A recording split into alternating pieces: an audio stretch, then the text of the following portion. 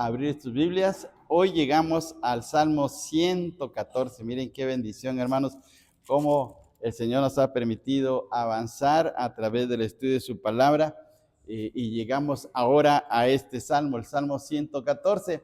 Es un salmo que, como está ocurriendo con los anteriores, es un salmo que son cortos en su expresión, son cortos en su redacción, pero sin embargo, el mensaje que tienen es un mensaje grandioso que podemos pasarnos pues un buen tiempo estudiando la palabra del Señor, porque nos recuerda las grandes enseñanzas que nos da el Señor a través de su palabra. El Salmo 14 solamente tiene 8 versículos, fíjense bien, tiene 8 versículos, es muy cortito, pero la enseñanza es grandiosa. Vamos a leerlo porque son 8 versículos y para que nos vayamos introduciendo en las palabras, en el mensaje de este maravilloso salmo. Salmo 114, todos juntos, porque está chiquito. Son 8 versículos. Dice así: cuando salió Israel de Egipto, la casa de Jacob del pueblo extranjero, Judá vino a ser su santuario, e Israel su señorío. El mar lo vio y huyó. El Jordán se volvió atrás. Los montes saltaron como carneros, los collados como corderitos. ¿Qué tuviste, oh mar, que huiste? Y tú, oh Jordán, que te volviste atrás. Oh montes, ¿por qué saltasteis como carneros? Y vosotros collados como corderitos.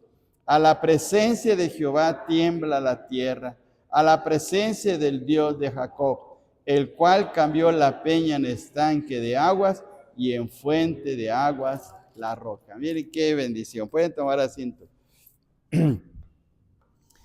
Bueno, pues vamos a ir viendo aquí en las presentaciones, vamos a ir viendo el avance del estudio de este maravilloso salmo. Bien, bueno, pues ya seguimos avanzando, ya estamos en esta parte, en el libro número 5, ya vamos por menos salmos, gracias a Dios, y el estudio de hoy, hermanos, el estudio de hoy de este salmo, se llama el gran Dios libertador, el salmo del gran Dios, el gran Dios libertador, porque lo que está enseñando este salmo tiene que ver con lo que Dios hizo con su pueblo. Fíjense bien cómo inmediatamente nos introduce en la situación, en la acción grandiosa de Dios a favor de Israel. En el versículo 1 dice: cuando salió Israel de Egipto, la casa de Jacob del pueblo extranjero. ¿A qué nos está transportando?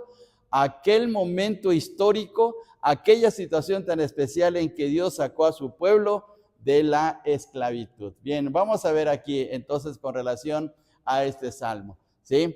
El Salmo 14.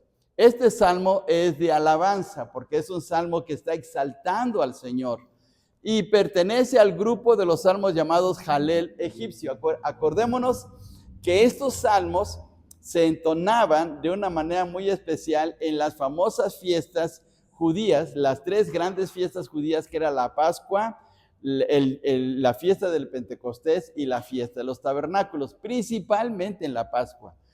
Este salmo se cantaba principalmente de comer la Pascua. El Salmo 114 exalta a Dios por la liberación de Israel en Egipto, con expresiones de gozo y poesía sin par.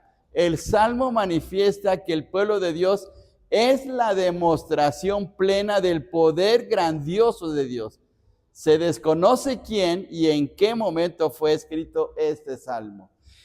Lo que está diciendo este salmo, lo que está enseñando este salmo es que la gente, al ver al pueblo de Dios, tiene que reconocer que es un pueblo especial porque Dios principalmente ha hecho maravillas en él. Y lo mismo debe ocurrir en nosotros. Cuando el mundo vea a la iglesia, vea al pueblo de Dios, también debe de ver la misma situación, de decir: ¿cómo es que Dios los cambió? ¿Cómo es que Dios les dio una vida nueva? ¿Cómo es que Dios les ayudó en sus vidas? Sí, así debe ser en nosotros. Muy bien. Entonces, esto es lo que está indicando este salmo. Hay Hay tres cosas que vamos a ver aquí en este salmo. En estos 8 versículos, en estos cortos 8 versículos, vamos a ver tres cosas muy especiales. Número 1, el gozo de la liberación. Primero, el gozo de ser liberados. Número 2, el asombro de la liberación, del 5 al 6. Y el Dios de la liberación. Entonces, todo tiene que ver con la liberación, porque ese es el tema principal de este salmo, ¿sí? Tiene que ver con la manera como Dios obró en Israel. Ahora, Israel era un pueblo pequeño en comparación con otros pueblos.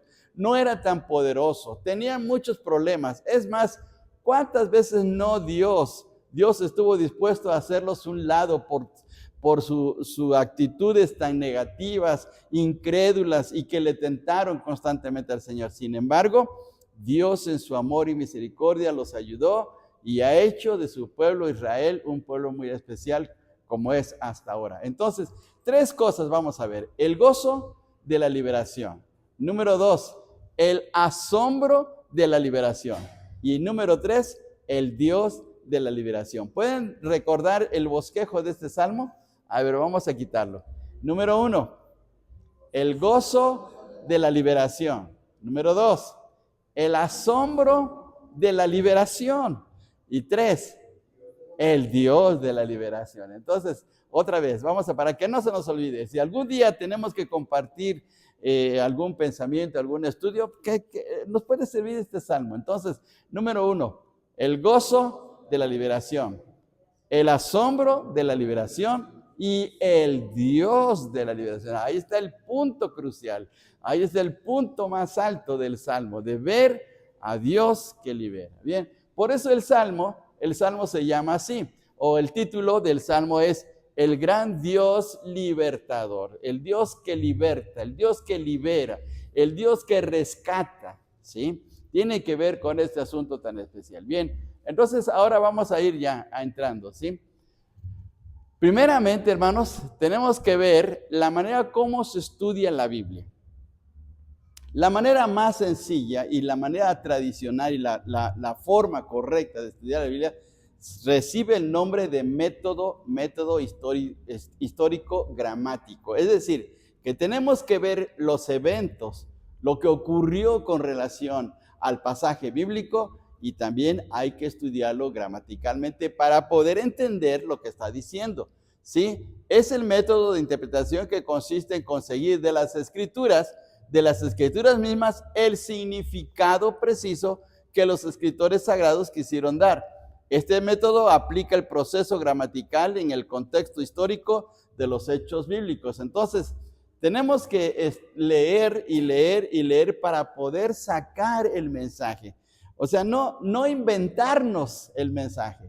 No decir, bueno, yo creo lo que dice aquí. No se trata de lo que yo creo, sino lo que Dios me está diciendo a través de su palabra. Y por eso es necesario estudiar bien desde el punto de vista histórico, desde el punto de vista gramatical. Y este salmo nos va a ayudar en este sentido. Ahora vamos a ver por qué se está hablando de Israel en este versículo. Porque está conmemorando, está agradeciendo, está exaltando a Dios que Israel es un pueblo que ha sido liberado. Y entonces mira hacia atrás y tiene que ver con la esclavitud de Israel en Egipto. Vean ustedes el versículo 1 cuando dice, cuando salió Israel de Egipto, la casa de Jacob del pueblo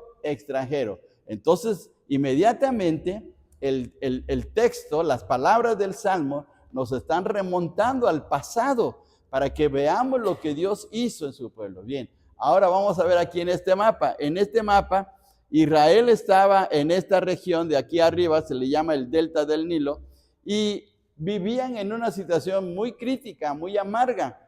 El capítulo 1 del libro de Éxodo nos menciona acerca de la dura carga que tenía Israel en Egipto y la manera como sufrieron tanto por causa de que los egipcios y el faraón en el tiempo de Moisés los molestaba constantemente. Pero Dios los saca y los lleva a través de esta península que se llama la península del Sinaí, los lleva hasta el Sinaí, que es este punto de color amarillo, según lo dice Éxodo 19 y también número 10. Aquí se reunieron con Dios después de haber pasado por el Mar Rojo, haberlo atravesado, y llegaron a este lugar donde recibieron la ley. Después continúan el viaje, pero llegan a este punto, y en este punto que tiene que ver con el capítulo 13, fue cuando Moisés manda a reconocer a los espías a la tierra prometida, y resulta que vienen con un mensaje negativo diciendo que hay gigantes que no pueden vencerlos, y todo Israel empieza a llorar y se desanima, y Dios actúa con enojo con su pueblo porque no le creen. Han visto grandes maravillas y sin embargo hay incredulidad en Israel, y Dios los hace vagar por 40 años. Los 40 días de reconocer la tierra prometida se convirtieron en 40 años de andar vagando en el desierto. Sin embargo, Dios estuvo con ellos. Y veamos este texto. Este texto dice: y los egipcios hicieron servir a los hijos de Israel con dureza, y amargaron su vida con dura servidumbre en hacer barro y ladrillo, y en toda labor del campo, y en todo su servicio, al cual los obligaban con rigor. Era una situación sumamente difícil y dura de vida. La esclavitud era demasiado cruel en ese tiempo, y los israelitas sufrieron mucho de esa esclavitud. Y luego dice este pasaje, Éxodo 12, 40 y 41, el tiempo que los hijos de Israel habitaron en Egipto fue, fíjense bien, 430 años.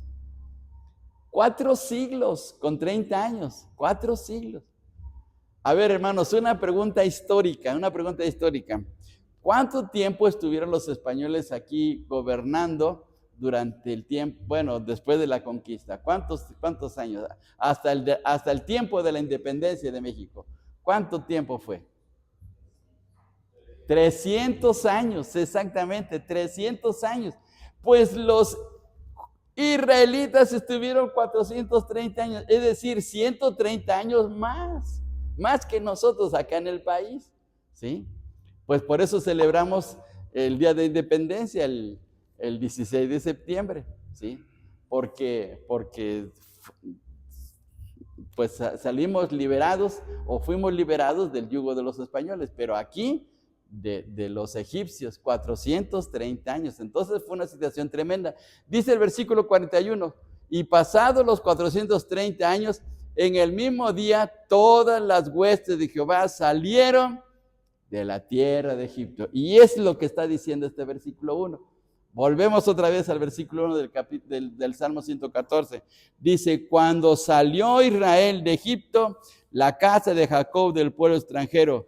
Versículo 2, ahora vamos a leer, dice: Judá vino a ser su santuario, Israel su señoría. Es decir, vino a ser un pueblo muy especial, vino a ser un pueblo en donde Dios estaba en medio de ellos, porque el santuario era para que Dios estuviera en medio de ellos para bendecirlos, y se convirtieron en un reino, se convirtieron en un país gobernado por Dios y bendecido por Dios. Entonces, qué bendición tan grande. Entonces vamos a seguir acá.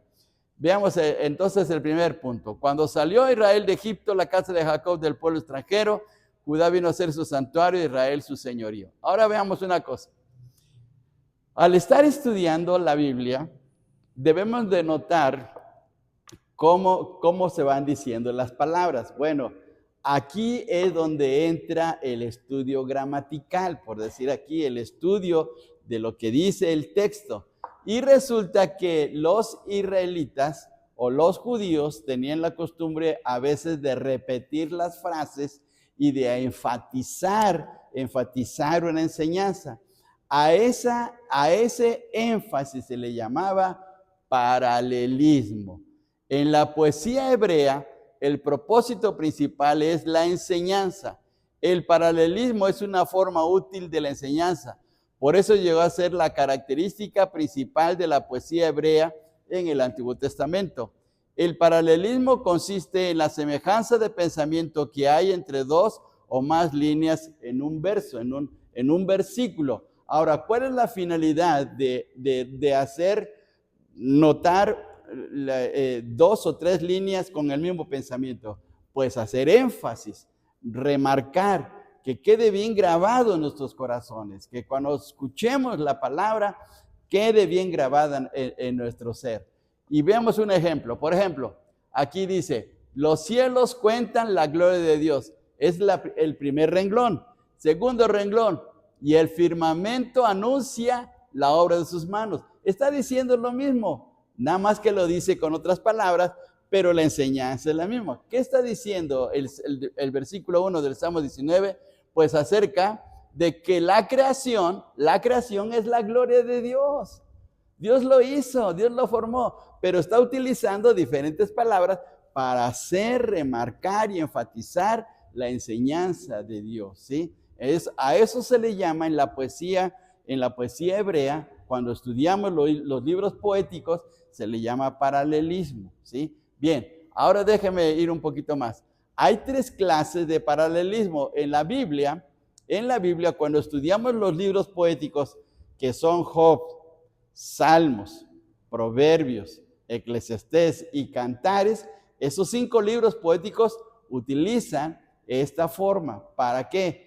Para poder dar una buena enseñanza y que quede grabada en nuestros corazones.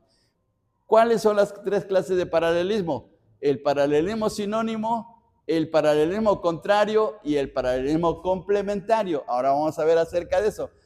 No es un misterio ni es algo tan difícil de estudiar, es algo muy sencillo porque nosotros lo leemos y lo hablamos, pero a veces como que no ponemos mucha atención o simplemente no lo clasificamos de esa manera. Bien, ahora vamos a ver aquí. Paralelismo sinónimo. Ocurre cuando la segunda línea repite la idea de la primera línea. Es como lo que leímos aquí. Los cielos cuentan la gloria de Dios y el firmamento anuncia la obra de sus manos. Está diciendo lo mismo. Entonces, a eso se le llama paralelismo sinónimo, cuando la segunda línea repite lo que aparece en la primera. Por ejemplo, en el camino de la justicia está la vida, y en sus caminos no hay muerte. Miren, vida y no hay muerte. Está diciendo lo mismo. Está diciendo lo mismo. No está cambiando. Lo único que hace es cambiar palabras sinónimas para poder enfatizar la enseñanza, pero es lo mismo. A eso se llama paralelismo sinónimo. Ahora vamos más adelante. Paralelismo contrario. Este paralelismo ocurre cuando la segunda línea presenta un contraste o que va en contra de la primera línea. Por ejemplo, la blanda respuesta quita la ira, mas la palabra áspera hace subir el furor. Entonces vean, la segunda línea es contraria a la primera, porque la primera está hablando de la blanda respuesta. La blanda respuesta, ¿qué quita? Quita la ira. Aquí está blanda respuesta y aquí palabra áspera. Vean lo contrario. Ahora aquí quita la ira y aquí hace subir el furor. Entonces es contrario. A eso se le llama paralelismo contrario, ¿sí? Como aparece aquí. Eso aparece muchas veces en Proverbios. Bien, a ver, por favor, vamos al capítulo 12 de Proverbios, para que ustedes vean realmente cómo ocurre. Capítulo 12 de Proverbios. En el libro de Proverbios vamos a encontrar muchas veces este asunto, ¿sí? A ver, versículo 10, un ejemplo. Vamos a ver, versículo 10. Alguien que lo lea. 12:10 de Proverbios.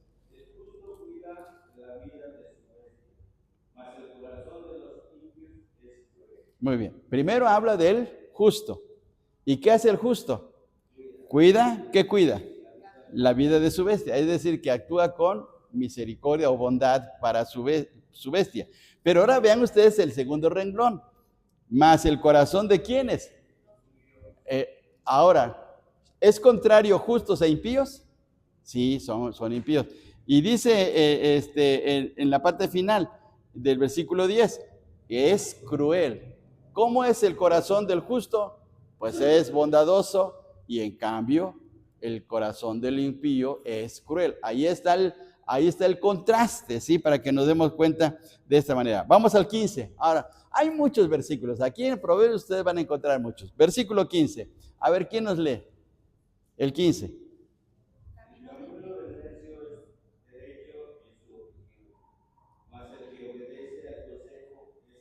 Muy bien, entonces ven ustedes el contraste, necio y sabio.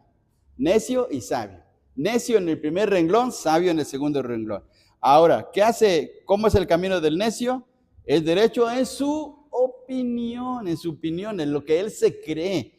Pero ahora en el versículo, en el siguiente renglón, mas el que obedece al consejo es sabio. Es decir, que es una persona prudente, sabe escuchar el consejo, ¿sí? Entonces ahí está el contraste, ¿sí? Y eso ustedes lo pueden ver mucho en el libro de Proverbios. Cuando estén estudiando el libro de Proverbios, ven ustedes esas diferencias. A eso se le llama paralelismo contrario. Ahora vamos con el último, paralelismo complementario. ¿Cuál es el paralelismo complementario? Ocurre que la segunda línea amplía o complementa la primera línea. Es decir, la primera línea tiene un pensamiento, pero la que le sigue le aumenta, le agrega para reforzar, para poder ampliar la enseñanza. Vamos aquí. Por ejemplo, sobre toda cosa guardada, guarda tu corazón. Es lo que dice la primera línea. Ahora, porque de él mana la vida. Es decir, le agrega, le suma más para dar una mejor enseñanza. Luego, aquí, la bendición de Jehová es la que enriquece y no añade tristeza con ella. Le está agregando a la primera línea algo más. Bueno, entonces eso se llama paralelismo contrario. Perdón, complementario. Entonces, hay 3 clases de paralelismo. Número 1, el sinónimo. Número 2, el contrario. Y número 3, el complementario. ¿Sí se acuerdan? ¿Se acuerdan? A ver, ¿cuál es el primero?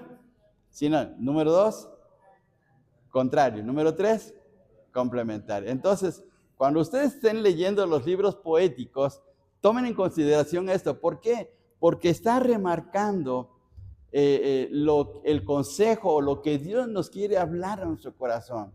Es como cuando la maestra nos dice, repite las tablas de multiplicar. Ya estamos 1 por 1, 1, 1 por 2, 2, 1 por 3, 3, 1 por 4. Ya estamos duro y duro hasta que nos aprendemos las tablas de multiplicar, ¿sí?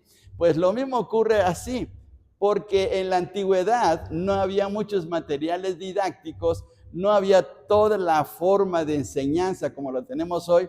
¿Y cuál era la mejor forma de enseñar en la antigüedad? Pues repitiendo, repetir y repetir y repetir para que se quedara grabado.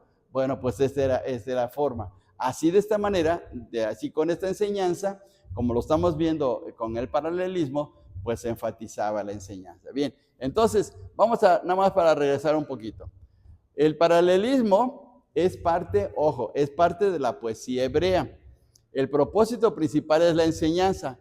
El paralelismo es una forma útil de la enseñanza y por eso llegó a ser la característica principal de la poesía hebrea en el Antiguo Testamento. El paralelismo consiste en la semejanza de pensamiento que hay entre 2 o más líneas de un verso. Entonces, si ya lo vimos, ya vimos que hay 3 clases de paralelismo. Ya vimos aquí el paralelismo sinónimo, el contrario y el paralelismo contrario y complementario. Entonces, los 3 para que cuando estemos leyendo la Biblia no nada más leamos por leer, sino digamos, ay, aquí hay algo especial, aquí hay algo que me está enseñando este texto y es por esta situación.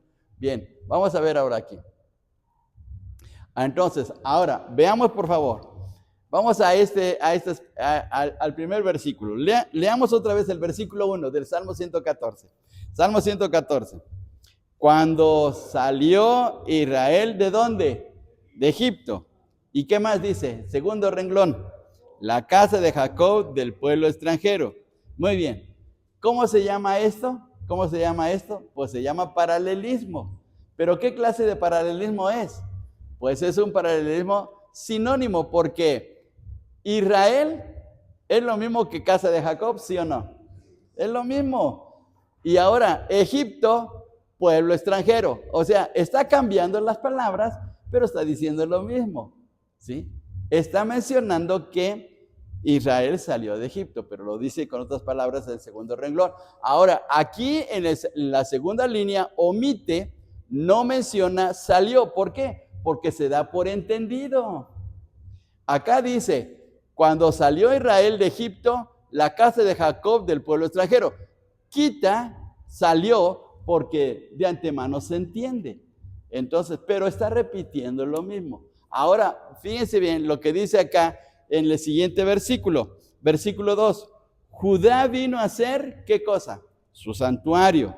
E Israel su señorío. Ahora aquí encontramos un paralelismo complementario. Judá vino a ser su santuario y se le agrega, e Israel vino a ser su señorío.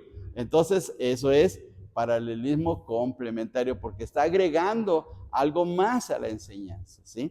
Entonces, miren qué importante es esto, y es bonito porque aprendemos más de la palabra de nuestro Dios y vemos la manera como Dios está hablando a su pueblo.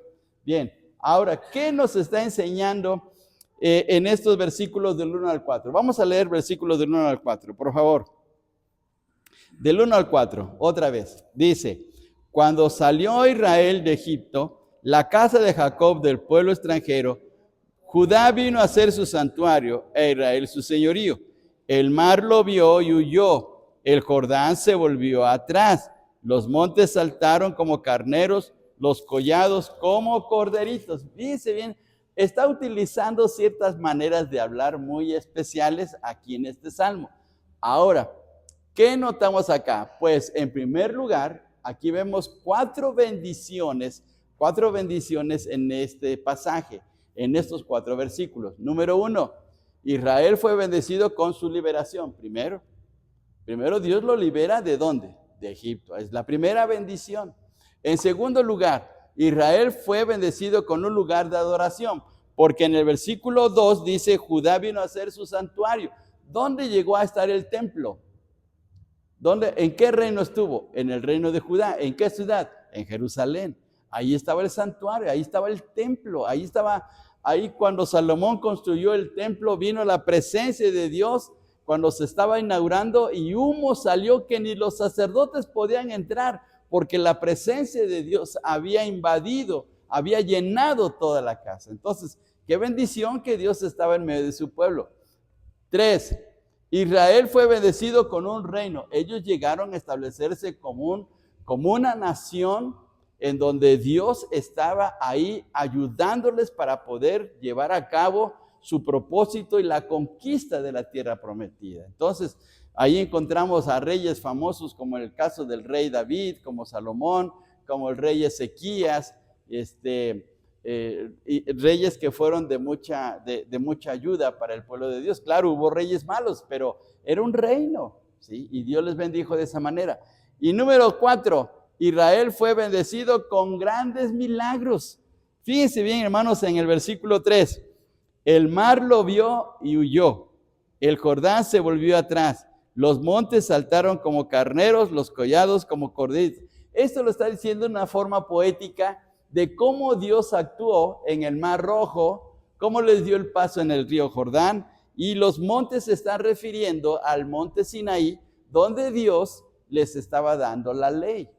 Entonces, miren qué manera tan bonita de expresarlo aquí en forma poética, pero era una gran enseñanza. Ahora, vamos a ver aquí, ahí están los grandes milagros. Israel fue bendecido con grandes milagros. El paso por el Mar Rojo. Dice en el versículo 3, el mar lo vio y huyó. ¿Qué sucedió con las aguas? Se hicieron a un lado, abrieron el paso.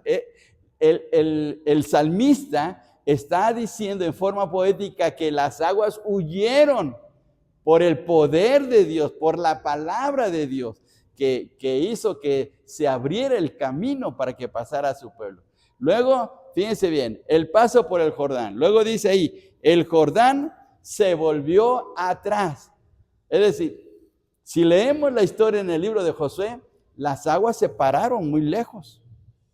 ¿Y qué sucedió? Pues Israel pasó en seco, igual como el Mar Rojo, pasaron en seco, y resulta que si leemos la historia, aquí en el libro de Josué, se sacaron 12 piedras muy grandes del río Jordán, y se colocaron en un lugar que se llamaba Gilgal, y se colocaron como un monumento conmemorativo para demostrar que Dios había hecho un gran milagro pasando a su pueblo en seco a través del Jordán. Fíjense bien. Y luego el monte Sinaí, donde Dios les habló y les dio su ley. Entonces, Israel fue testigo de eso. Ahí, miren, como dicen en el tianguis, que no le digan, que no le cuenten. Ellos fueron testigos oculares de lo que Dios había hecho en su pueblo, ¿sí? Entonces fue una cosa extraordinaria. Por ejemplo, a nosotros nos dicen de lo que ocurrió con don Miguel Hidalgo y con Morelos y etcétera, etcétera. Pero nosotros no lo vimos, pero hubo gente que lo vio. Hubo gente que estuvo ahí. Y lo mismo con estos milagros. Bien, vamos aquí. Dice esta frase: aunque el Señor es el centro de la alabanza por sus milagros, no se menciona hasta la última estrofa, hasta los versículos 7 y 8. Fíjense bien, aquí está utilizando un recurso muy especial el salmista, es un recurso literario. No menciona inmediatamente a Dios, lo deja hasta el final. ¿Por qué lo deja hasta el final? Bueno, vamos a ver aquí. En este detalle se destaca la enseñanza del salmista. Quiere mostrar que su pueblo es el instrumento por el cual Dios revela su poder y su gloria. Israel redimido y siguiendo a Dios es el foco de atención como la demostración del poder de Dios. Es decir, que los pueblos se asombraron al saber los milagros tremendos que Dios había hecho con Israel, ¿sí? ¿Se acuerdan cuando dos espías llegaron a reconocer la tierra prometida y una señora llamada Rahab los tuvo en su casa? Fíjense bien, hermanos, una cosa muy, muy, muy especial. Vamos a ver, por favor, esta situación. Vamos al capítulo 2 de Josué. Capítulo 2 de Josué.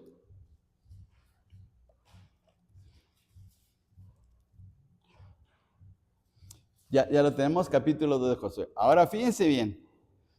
En el versículo 8 al versículo 10. Vamos a leer lo que dice estos dos versículos, del 8 al 10. Dice: antes que ellos, es decir, los espías, se durmiesen, ella subió, es decir, Rahab, subió al terrado y les dijo: sé que Jehová os ha dado esta tierra, porque el temor de vosotros ha caído sobre nosotros, y todos los moradores del país, es decir, de la tierra de Canaán, ya han desmayado por causa de vosotros. Ahora fíjense bien la razón que da, versículo 10. Porque hemos oído que Jehová hizo secar las aguas del Mar Rojo delante de vosotros cuando salisteis de Egipto, y lo que habéis hecho a los dos reyes de los amorreos que estaban al otro lado del Jordán, a Sehón y a Og, a los cuales habéis destruido. Entonces, ¿corrían las noticias en ese tiempo? Claro que sí, porque Rahab se está dando cuenta de esta situación, y no solamente ella, sino que dice que la gente de esa tierra ya sabía lo que había sucedido con Israel. Entonces, ¿qué está diciendo el salmista aquí en el Salmo 114? Que Dios está utilizando a su pueblo como un instrumento de demostrar su gran poder. Y es lo mismo con nosotros. Cuando la gente nos vea, que pueden decir: ay, cómo Dios los ha bendecido, cómo Dios los ha ayudado, cómo Dios está con ustedes. Así debe ser, porque es lo que veía Rahab, fíjense bien, y Rahab era una pagana. Rahab vivía en Jericó. Entonces ella se dio cuenta de la grandeza de Dios. Bien, vamos a una cosa más. Vamos al punto número 2, el asombro de la liberación. Ahora, Miren qué bonito. Este es un salmo precioso porque en la manera como está redactado, de verdad es algo para poder disfrutar. Dice, ¿qué tuviste, oh mar, que huiste? Y tú, oh Jordán, que te volviste atrás. Oh montes, ¿por qué saltasteis como carneros y vosotros collados como corderitos? Ahora, déjame preguntar, ¿realmente los montes saltan? No, ¿verdad? No. Y el mar huye, los ríos como el Jordán se vuelven atrás, se regresan. No, esto se llama, cuando uno está estudiando la Biblia, se llama forma figurada, forma figurada. Es decir, hay expresiones que son figuradas y nosotros los utilizamos comúnmente, nosotros utilizamos, por ejemplo, decimos, ay, tienes cabeza de teflón. ¿A poco no? A ver, ¿qué significa cuando nos dicen tienes cabeza de teflón? Pues que nada se te pega, nada se te pega, no se te pega ningún consejo. Por eso, porque al teflón no se le pega nada, ¿no? Entonces así dice, allá en Orizaba, las mamás nos decían cuando no aprendíamos la lección, tienes cabeza de alcornoque. ¿Y saben lo que es el alcornoque? El alcornoque era un árbol de madera muy dura, que cuando se pegaba con el hacha hasta sacaba chispas el hacha, porque era una madera muy dura. Y eso quería decir, tienes cabeza de alcornoque, tienes una cabeza muy dura, ¿sí? Bueno, pues es lo mismo. Aquí el salmista está utilizando el lenguaje figurado para poder hacer notar la manera como Dios obró de una manera tan poderosa. Bien, ahora vamos a ver aquí. Este recurso que utiliza el salmista se llama personificación, porque hace notar como que tuvieran vida las cosas inmateriales. Por ejemplo, el mar que huye, el Jordán que se vuelve atrás, los montes que saltan, los collados como corderitos. Eso como que le da vida, ¿sí? Por ejemplo, ¿hemos visto las películas de Walt Disney? ¿Sí? Vemos en las películas de Walt Disney que los conejos hablan, que los ratones hablan. Sí, ¿verdad? Bueno, pero ¿es real eso? ¿Cuándo hemos visto un conejo hablar? ¿Cuándo vemos un ratón, el ratón Miguelito, hablando? ¿Cuándo hemos visto? No, no, pero es una forma figurada. Lo mismo ocurre aquí, esto es figurado, por eso se le llama personificación. La personificación es una figura literaria que atribuye características personales a los animales, plantas o cosas inanimadas. Esta figura, técnicamente, recibe el nombre de prosopopeya. Así, casi nosotros no nos aprendemos este tipo de palabras, pero debemos de notar que está ocurriendo algo en el texto. Entonces se está personificando. Por ejemplo, observe el texto de Isaías 55:12. En este texto dice, los montes y los collados levantarán canción delante de vosotros y todos los árboles del campo darán palmadas de aplauso. Los árboles darán palmadas de aplauso. ¿Qué está diciendo el salmista? Que diga el profeta Isaías. Cuando se mueven los árboles, parecía que estuvieran aplaudiendo. Se mueven por los vientos, parece que estuvieran aplaudiendo, ¿sí? Entonces, aquí, es una forma que se llama personificación. Ahora, ¿los árboles cantan? No, ¿verdad? Acá dice los montes y los collados, pero... bien. Rugió como león. Bueno, ¿verdad? Eso se llama personificación. Bueno, los montes y los collados levantarán canción. Aquí es otro ejemplo. Ahora vemos aquí vemos en el texto, la personificación. ¿Qué tuviste, Omar? ¿Qué huiste? Te volviste atrás, oh Jordán, saltaste, y aquí también saltaste como corderito. Entonces, estos verbos están dándole como que le están dando vida a estas cosas que son inmateriales para poder hacer notar eso. Ahora, ¿por qué razón? Para que nos demos cuenta de la grandeza de Dios, ¿sí? Bien, ahora aquí está, en este sentido, aquí, El paso del Mar Rojo, que fue el inicio de la tierra prometida. ¿Sí? Dice acá, ¿qué tuviste, Omar? ¿Qué hubiste? ¿Y qué está diciendo aquí el salmista?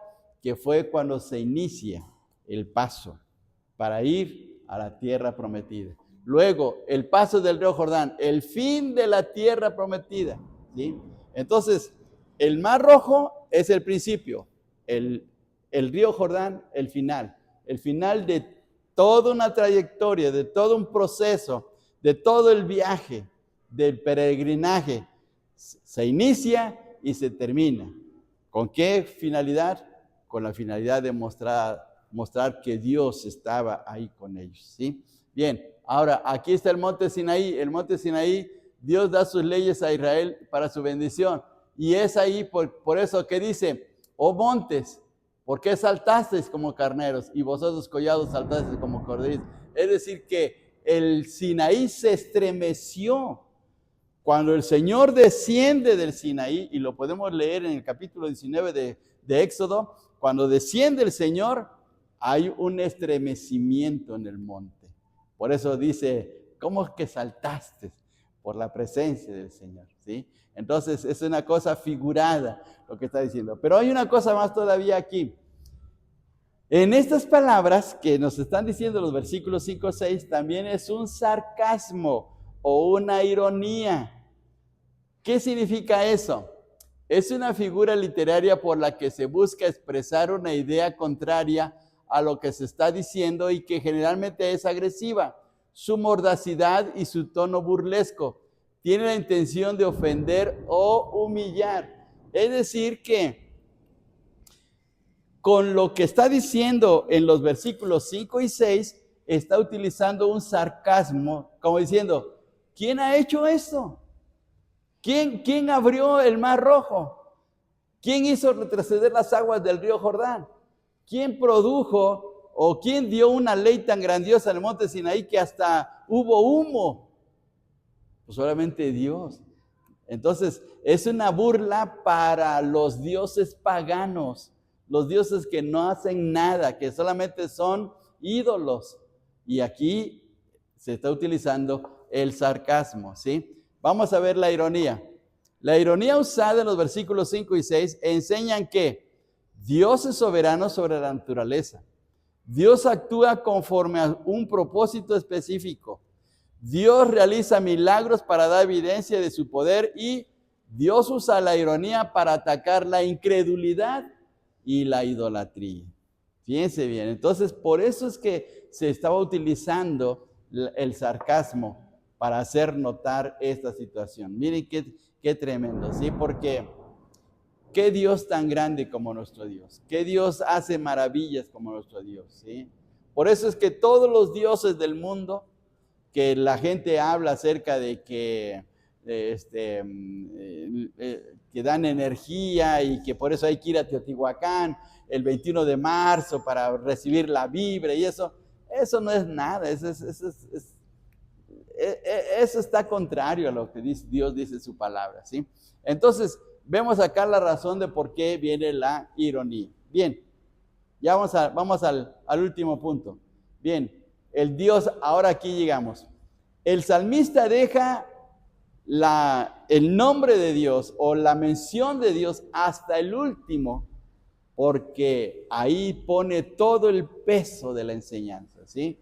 Le hace ver que a través de su pueblo ha hecho maravillas, pero ahora viene Dios de liberación. Dice, a la presencia de Jehová tiembla la tierra, a la presencia del Dios de Jacob, el cual cambió las peñas en estanque de aguas y en fuente de aguas la roca. Es decir, todo lo que ha ocurrido en Israel, todo lo que ha pasado, es porque Dios en su misericordia los ha sostenido, los ha bendecido, los ha cuidado, los ha ayudado, ¿sí? Entonces, Dios es el autor de la bendición, de la redención, de la liberación de su pueblo, ¿sí? Israel no hizo nada, ni podía hacer nada. ¿Cómo podía salir de Egipto? Era un pueblo indefenso, era un pueblo esclavizado, pero Dios lo sacó. Ahora veamos acá. Otra vez encontramos paralelismo sinónimo a la presencia, aquí presencia otra vez, de Jehová, el Dios de Jacob. el cual cambió la peña en estanque de agua. Aquí lo cambia por roca y aquí por fuentes de agua. Cruza las palabras, pero es el mismo paralelismo sinónimo. Entonces, está remarcando, Dios es tan grande que hace maravillas. Y aquí está haciendo cosas grandiosas. Ahora, ¿qué más vemos acá? Las acciones divinas a favor de Israel. Número 1, dice, fíjense bien, hermanos, en el versículo 7 dice, a la presencia de Jehová. Y la presencia de Dios revelada. Ellos vieron la presencia de Dios revelada en el Sinaí. Lo vieron ahí hablando con Moisés y dándole las leyes, ¿sí? ¿Qué pueblo tenía el privilegio de ver a su Dios? ¿Se acuerdan ustedes cuando Elías estaba luchando contra los Baales, contra los profetas de Baal? Pues les dice, despiértenlo, ¿qué tal si va por el camino? Ahí utiliza hasta el sarcasmo, Elías. A ver, hable más fuerte porque a lo mejor no les escucha. Y en cambio, cuando Dios responde al fuego con Elías, está la plena demostración de Dios, lo que Baal no pudo hacer, ¿sí? Y aquí se revela el Señor. Segundo, la constante protección de Dios en la roca, ¿sí? Dios es la roca que provee todo lo necesario, la roca que los defiende, la roca que les da protección. Y por último, la provisión permanente de Dios en las fuentes de agua. Nunca les faltó alimento. Siempre hubo maná, siempre hubo agua, siempre hubo todo lo necesario para que pudieran pasar esos 40 años. Dios fue bueno con ellos. Dios fue bueno con Israel. Entonces ahora, vamos a ver aquí. Vamos a ver la enseñanza. Egipto fue el lugar de esclavitud de Israel. Dios con mano poderosa los sacó y los llevó a la tierra prometida. El mundo es el lugar del pecado del hombre. Cristo nos rescató en la cruz dando su propia vida para llevarnos al cielo. Egipto era el país opresor de Israel. Israel era el esclavo. ¿Qué es el mundo para nosotros? El mundo es el opresor de nuestras vidas, donde el pecado nos ha afectado, pero Cristo vino y nos libertó. Entonces, de la misma manera, ¿sí? De la misma manera, pero Dios con mano poderosa en la cruz del Calvario nos dio una vida nueva. Miren qué bendición. Y ahora, veamos qué dice este texto, Romanos 6, 16 al 18. ¿No sabéis que si os sometéis a alguien como esclavos para obedecerle, sois esclavos de aquel a quien obedecéis, sea del pecado para muerte o sea de la obediencia para justicia? Pero gracias a Dios que aunque eras esclavos del pecado, habéis obedecido de corazón a aquella forma de doctrina a la cual fuisteis entregados y libertados del pecado, vinisteis a ser siervos de la justicia, siervos de Cristo. Miren qué bendición nos está diciendo esta escritura. Pablo está mostrando cómo Dios nos sacó de la esclavitud de una manera tan grandiosa. Y miren qué bendición tan grande. Por último, veamos esto. Dice Pablo, con gozo dando gracias al Padre que nos hizo aptos para participar de la herencia de los santos en luz, el cual nos ha librado de la potestad de las tinieblas y trasladado al reino de su amado Hijo, en quien tenemos redención por su sangre, el perdón de pecados. Mire qué bendición. Así como Israel fue sacado de la esclavitud, también nosotros, pero de una manera mucho más grandiosa, porque fue por el amor del Hijo en la cruz del Calvario. Y miren qué tremendo. Bien, hermanos, bueno, ¿qué aprendemos de este Salmo 114? ¿Qué aprendemos de este maravilloso salmo? Este es un salmo de verdad corto, 8 versículos, pero qué enseñanza tan tremenda.